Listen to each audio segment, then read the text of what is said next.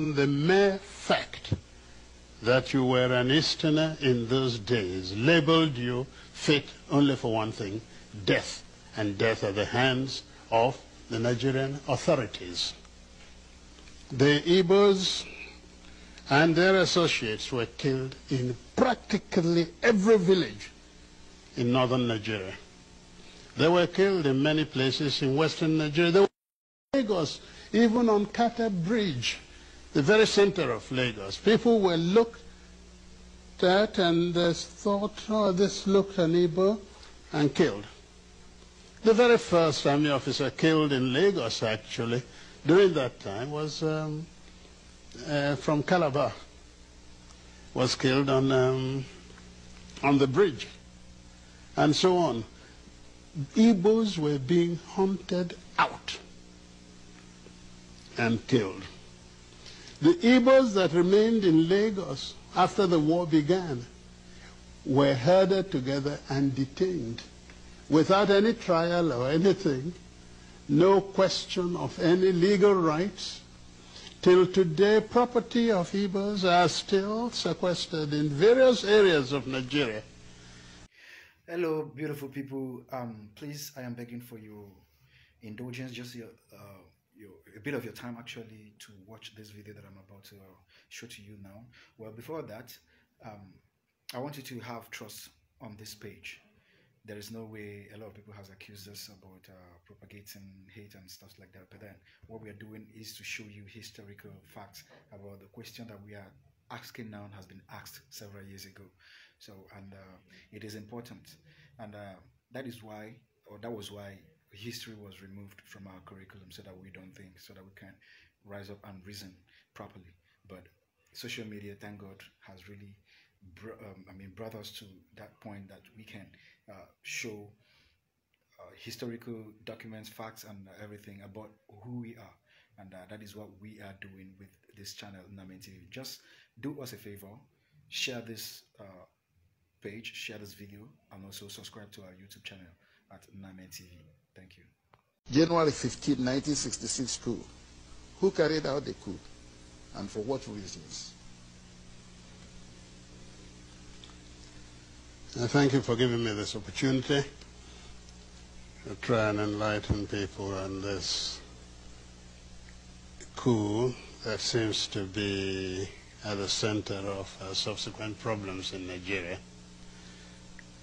The coup of January 15th, 1966 was actually led by Major Ifajuna, and he commanded the activities in the south, and Zogo, another major, coordinated the northern side of it from Kaduna. The reason for the coup, if you remember, Nigeria became independent in 1960. We had a government, a quasi-Westminster type government with a parliament and a ceremonial president, reflecting, as it were, the Queen of Great Britain. That was Dr. Nnamdi Azikiwe, and Tafawa Balewa was the president from the north. Now, the real problem with Nigeria has always been the imbalance of the federation that is and was known as Nigeria. I remember when I was at school, I was taught that the great thing about a federation was that no federating unit should ever be preponderant over the others. As it happened, the Nigerian Federation, when it was created, was given down to Nigerians from London. And that federation contained the imbalance of the North being preponderant, in fact, over the two other sides, the West and the East. And this created, right from the first day, a certain degree of friction.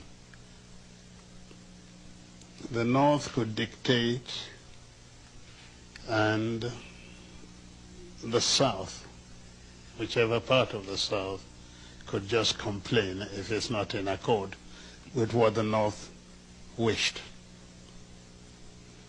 The first few years of independence were not too bad, but there were a lot of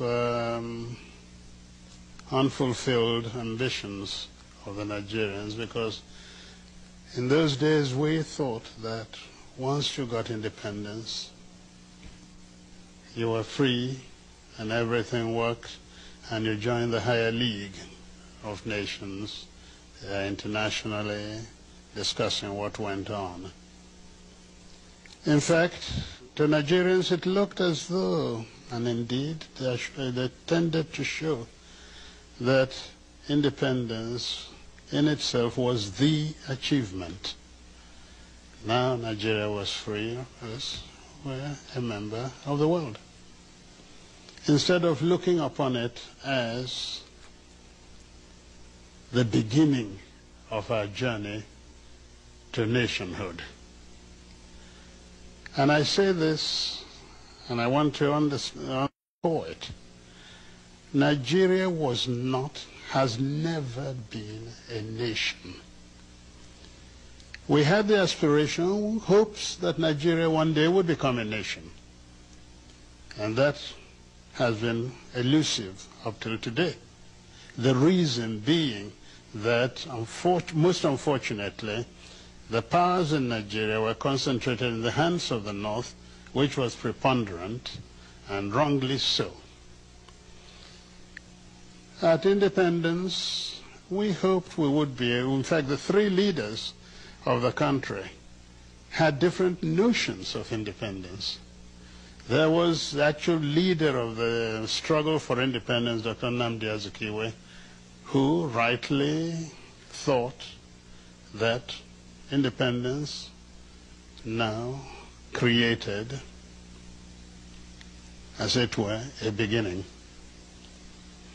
but that we were already a nation, and we were now finding our positions in his own philosophical, political beliefs in Pan-Africanism.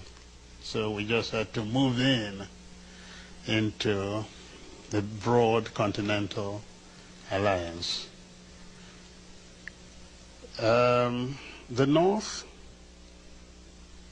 under the Sardana of Sokoto, whose agent was the Prime Minister Tafawa Balewa, felt that the Nigerian nation, one had to tread very slowly, because he saw and they saw a great deal of inequities in Nigeria, and perhaps the most important then was the level of education between the North and the South. And therefore that affected, of course, the position of the North, or Northerners, in the bureaucracy of Nigeria. The Sardana and the people of the North got down to trying to build up the North, taking everything they could from the Federation to build up the North to a position in their minds of equality between themselves intellectually and the rest of Nigeria. The West, under Chief Obafemi Awolowo, thought likewise and took the position of consolidating the West so as to ensure that at a given time the West would then emerge superior to either the North or the East. Again, let me go back to the problem of the East. The East entered independence having accepted that the nation was already there naturally. The concept of nationhood implied a great deal of sacrifice by the East at all points. First sacrifice, the non-emergence of Dr. Azikiwe as the first executive leader of Nigeria. He vacated the place. He made the sacrifice so that the North could be accommodated. Second, very simple. During the constitutional conferences, independence was offered Nigeria before 1960.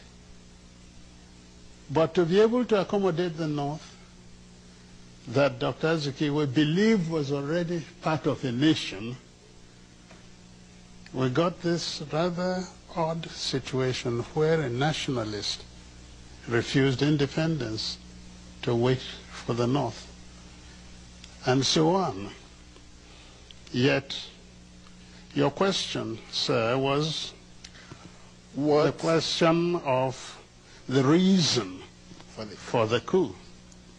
So let me go into it.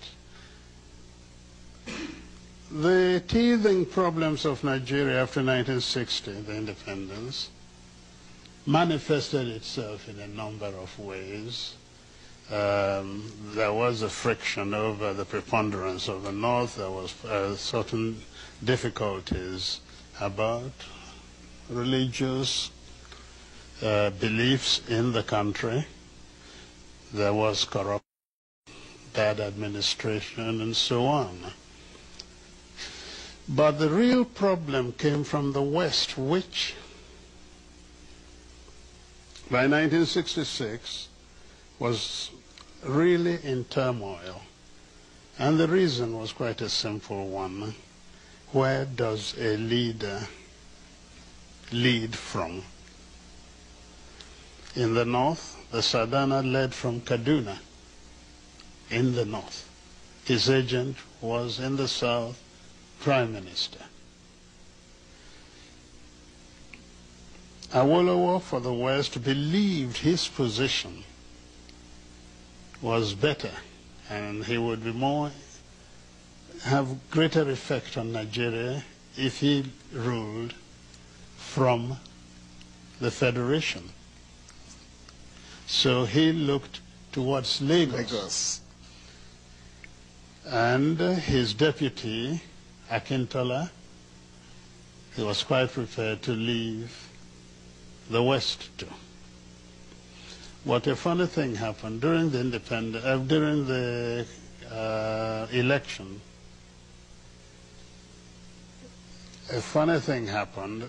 Dr. Azikiwe, who also opted for the Federation, won the election in the West. And it now looked as though an Igbo man was ruling in the East, ruling in the Midwest, and about to rule in the West. And this was not acceptable to the West. We started our problems there, because overnight the victory of the NCNC in the West was nullified by a number of Yorubas crossing from the government to the opposition side and creating a new government. And this actually is at the foundation of the distrust between the Igbos till now and the Yorubas. Law and order broke down in the West after the second election. There was so much rigging. In fact, BBC had this rather wonderful statement. It said that men became pregnant overnight with votes. Because, you know, we wear these huge robes, and you can stuff as many ballot papers inside them. And as a result of that, and because by then Awolowo was in jail for treasonable felony, it was felt that the North used its powers to ensure that Akintola, who became their stooge, won the election. It became very dangerous to travel around the streets of Lagos or the West, anywhere. That's when they started throwing acid at people in the streets, in your car, the phenomenon known as wet year. That is wet in wet year. Throwing acid on people. And it was to halt this, actually, that the military was pulled out of barracks to help stabilize the situation. And this went on. We were not moving anywhere. The countries were becoming independent. We were seeing Julius Nyerere creating personality in Africa, Nkrumah there, and so on. Nigeria is big, and with all the promise of independence, was clearly doing nothing. It was then that a group of young officers, now let's get it straight. The young officers had within Igbos, Yorubas, and Hausas. The way the Nigerian army was structured, you could not escape a preponderance of Igbo officers. And these were at the middle level because they were essentially majors. By then I was a lieutenant colonel, so I wasn't part of it. I was then commanding a battalion in Kano. The coup ostensibly, because I later found out that the whole aim of the coup was to halt this apparent drift in Nigeria. But significantly, you know what they wanted to do? To create a presidential commission of army officers as a safeguard, the people who would guard the nation, and hand over government to Chief Obafemi Awolowo. The idea was to release him from prison, make him prime minister, and in the hope that Nigeria would become a better place.